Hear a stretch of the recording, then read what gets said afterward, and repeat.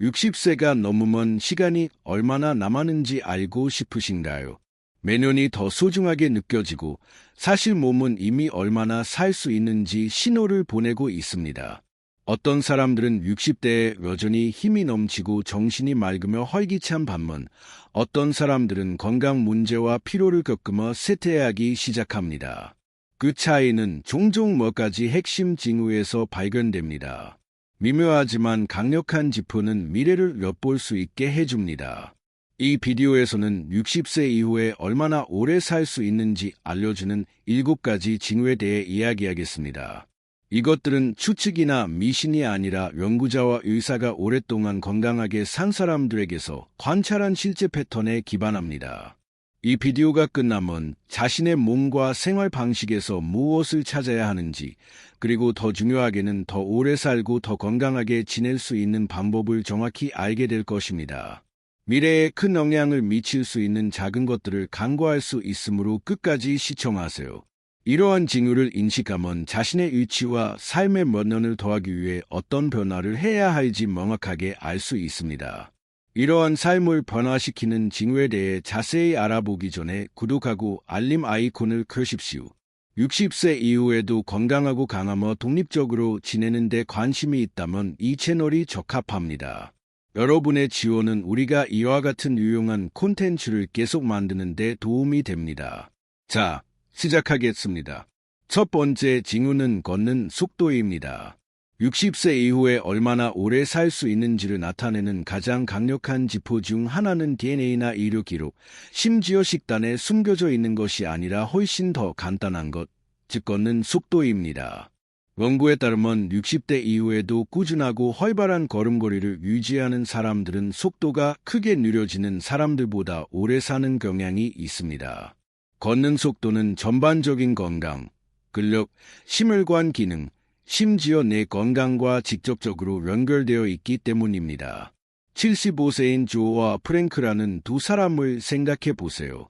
조는 매일 아침 걷고 꾸준한 속도를 유지하며 길을 건너거나 계단을 오를 때 어려움을 겪지 않습니다. 그의 움직임은 유연하고 균형 잡히고 자신감 있습니다.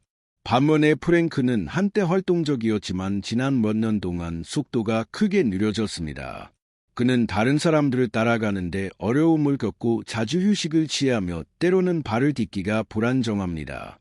조의 속도는 그의 몸이 여전히 잘 기능하고 있음을 시사하는 반면 프랭크의 속도 저하는 건강이 악화되고 있다는 경고 신호일 수 있습니다.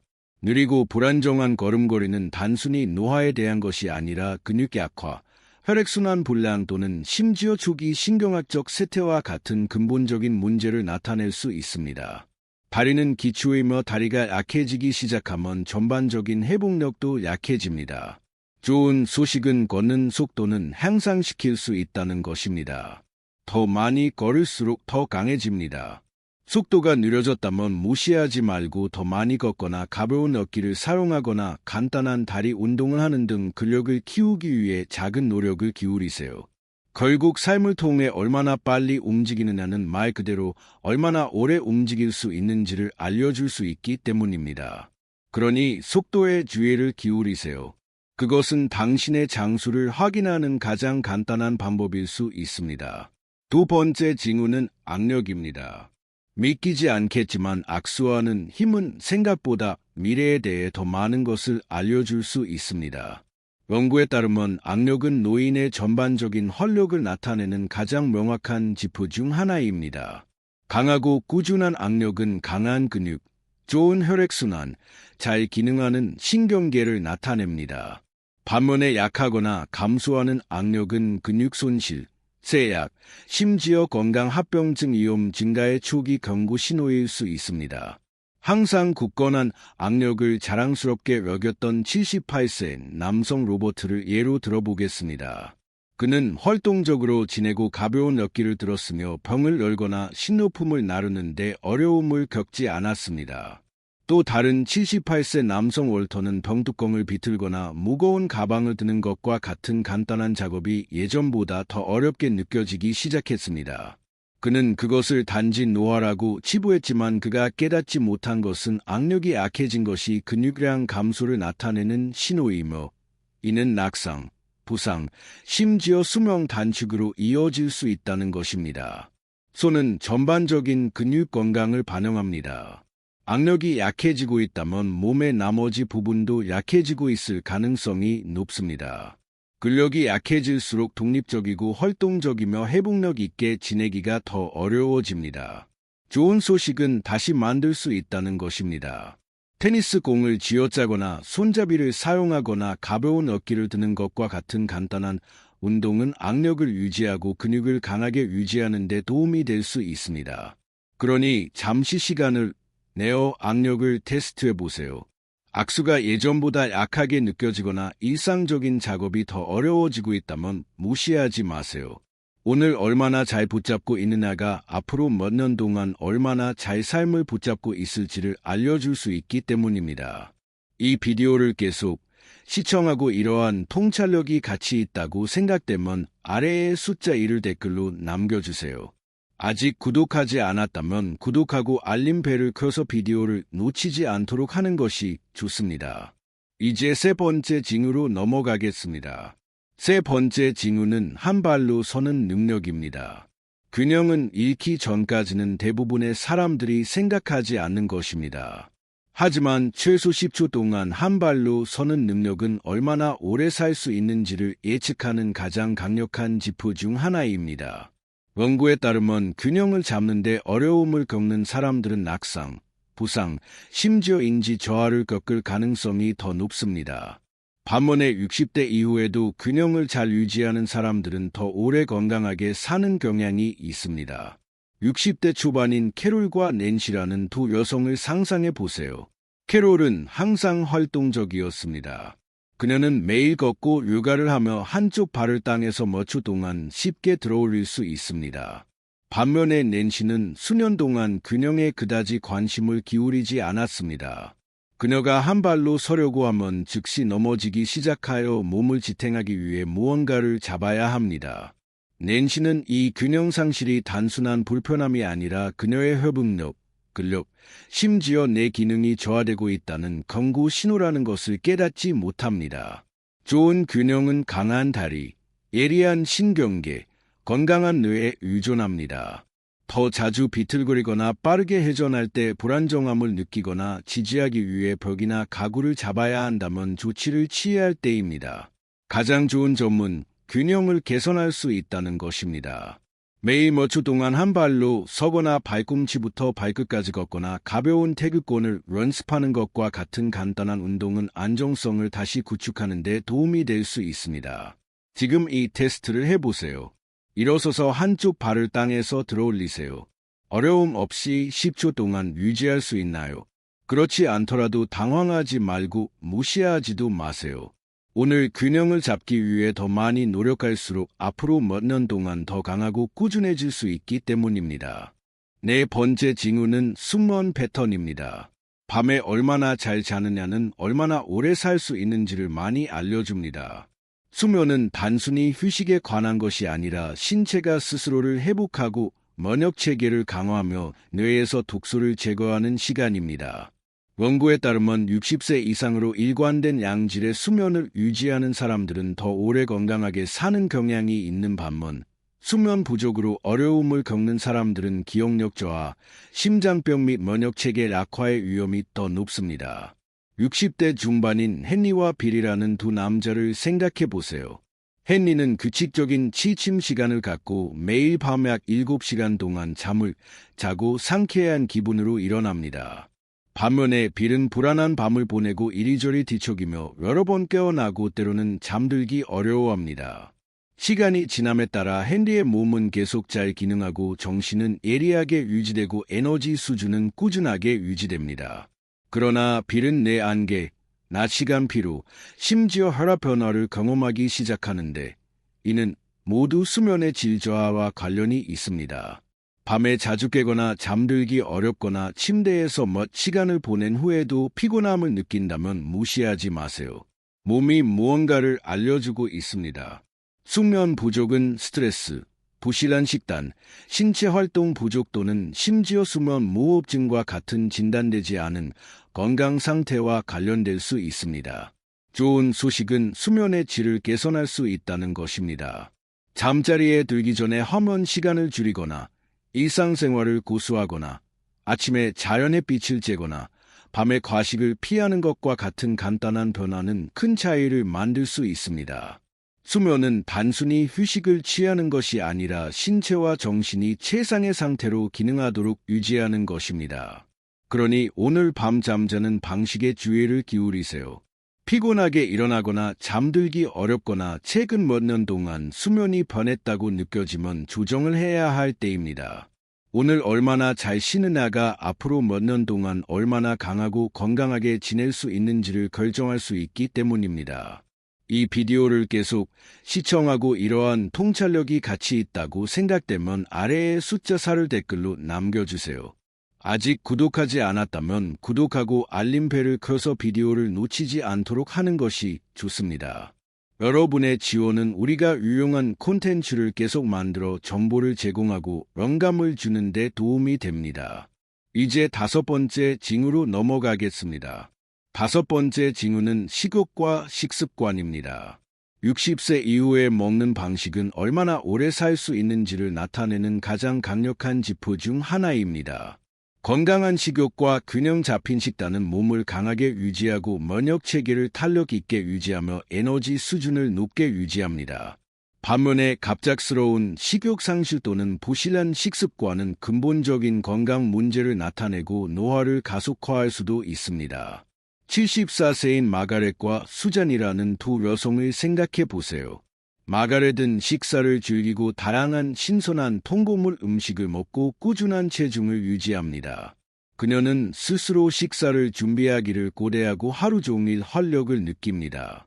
그러나 수잔은 예전만큼 배가 고프지 않다고 느꼈습니다. 그녀는 식사를 거르고 가공식품에 의존하며 지난 2년 동안 의도치 않게 체중이 감소했습니다. 그녀가 깨닫지 못한 것은 식욕이 감소한 것이 작은 변화가 아니라 몸이 영양소를 제대로 흡수하지 못할 수 있다는 적신호이며 이는 근육을 약화시키고 신진대사를 늦추고 면역체계에 영향을 미칠 수 있다는 것입니다.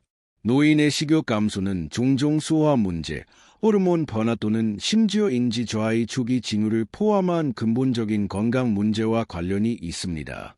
충분히 먹지 않으면 몸이 근육을 분해하기 시작하여 쇠약해지고 낙상과 질병의 위험이 증가합니다.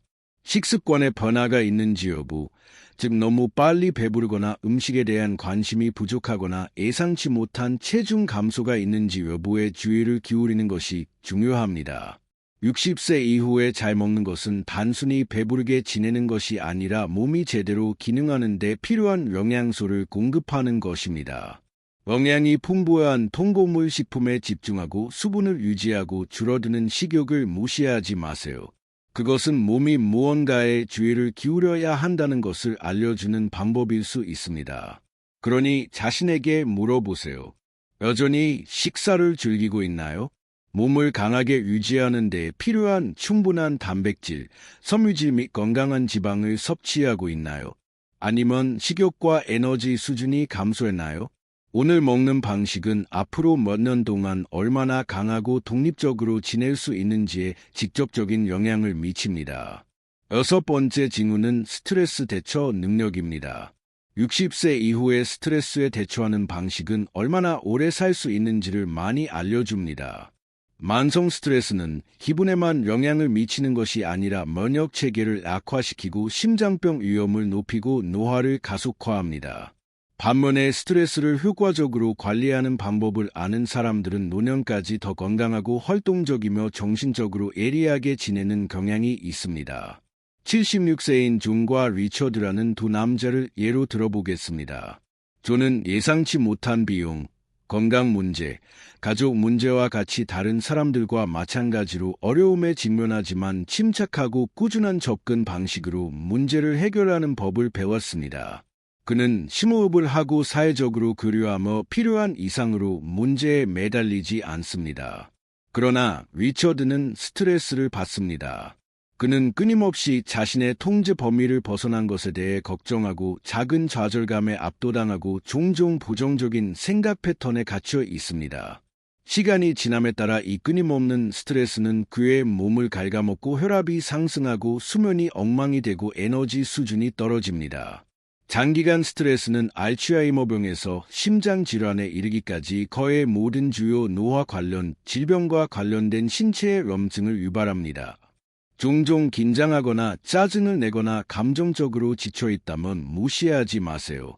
마음 챙김, 운동, 심호흡 또는 심지어 웃음을 통해 스트레스를 관리하는 방법을 찾으면 수명을 늘릴 수 있습니다. 자신에게 물어보세요. 문제가 발생하면 적응하고 앞으로 나아가나요? 아니면 걱정에 매달리고 스트레스가 통제하게 하나요? 침착함을 유지하고 해결책을 찾고 통제할 수 있는 것에 집중하는 능력은 정신건강에 좋을 뿐만 아니라 얼마나 오래 그리고 얼마나 잘 사느냐에 대한 핵심 요소입니다. 이 비디오를 계속 시청하고 이러한 통찰력이 가치 있다고 생각되면 아래에 숫자 6을 댓글로 남겨주세요. 아직 구독하지 않았다면 구독하고 알림벨을 켜서 비디오를 놓치지 않도록 하는 것이 좋습니다. 여러분의 지원은 우리가 유용한 콘텐츠를 계속 만들어 정보를 제공하고 영감을 주는 데 도움이 됩니다. 이제 7번째 징후로 넘어가겠습니다. 7번째 징후는 사회적 관계입니다. 관계의 힘은 60세 이후에 얼마나 오래 살 수 있는지를 나타내는 가장 명확한 지표 중 하나가 될 수 있습니다. 연구에 따르면 우정, 가족 또는 지역 사회 참여를 통해 강력한 사회적 유대를 가진 사람들은 더 오래 건강하게 사는 경향이 있습니다. 반면에 외로움은 심장병, 우울증, 인지저하, 심지어 조기 사망의 위험 증가와 관련이 있습니다. 78세인 엘레노어와 바바라라는 두 여성을 생각해 보세요. 엘레노어는 활동적인 사회생활을 합니다. 그녀는 옛 친구들과 연락을 유지하고 지역 도서 클럽에 참여하고 가족과 시간을 보내는 것을 즐깁니다. 그녀는 대화를 고대하고 자주 웃고 주변 사람들과 연결감을 느낍니다. 그러나 바바라는 대부분의 시간을 혼자 보냅니다. 그녀는 수년 동안 많은 친구들과 연락이 끊겼고 가족이 있지만 거의 연락하지 않습니다. 몇 달이 지나면서 그녀는 고립감을 느끼기 시작하고 기분이 저하되고 전반적인 건강이 악화됩니다. 인간 관계는 단순한 정서적 지원 이상입니다. 그것은 신체 건강에 직접적인 역할을 합니다. 다른 사람들과 교류할 때 뇌는 활성 상태를 유지하고 스트레스 수준이 낮아지고 신체는 전반적인 웰빙을 촉진하는 화학 물질을 방출합니다. 사회 활동에서 물러나거나 전화를 피하거나 예전보다 혼자 시간을 더 많이 보내는 자신을 발견했다면 바꿔야 할 때입니다. 연결 상태를 유지하는 것은 항상 사람들에게 둘러싸여 있어야 한다는 의미는 아닙니다. 오래된 친구에게 연락하거나 공통 관심사가 있는 그룹에 가입하거나 의미 있는 대화를 나누는 습관을 들이는 것과 같은 작은 노력도 큰 차이를 만들 수 있습니다. 오늘 육성하는 관계는 행복을 가져다 줄 뿐만 아니라 앞으로 몇 년 동안 더 건강하게 지내고 오래 살 수 있도록 도와주기 때문입니다. 마지막 생각. 이제 이 7가지 징후를 알았으니 잠시 시간을 내어 자신의 위치를 돌아보세요. 힘과 자신감을 가지고 삶을 헤쳐나가고 있나요? 아니면 경고 신호일 수 있는 미묘한 변화를 발견했나요? 좋은 소식은 이러한 요인 대부분, 걷는 속도, 악력, 균형, 수면의 질, 식습관, 스트레스 수준 및 사회적 관계은 개선할 수 있다는 것입니다. 당신의 미래는 정해져 있지 않으며 오늘 내리는 선택은 앞으로 몇 년 동안 강력한 영향을 미칠 수 있습니다.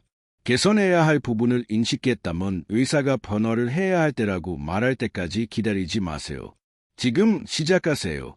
더 많이 걷고, 근육을 강화하고, 좋은 수면을 우선시하고, 사회적으로 연결 상태를 유지하고, 스트레스를 관리하는 방법을 찾으세요. 목표는 단순히 더 오래 사는 것이 아니라 더 잘 사는 것입니다.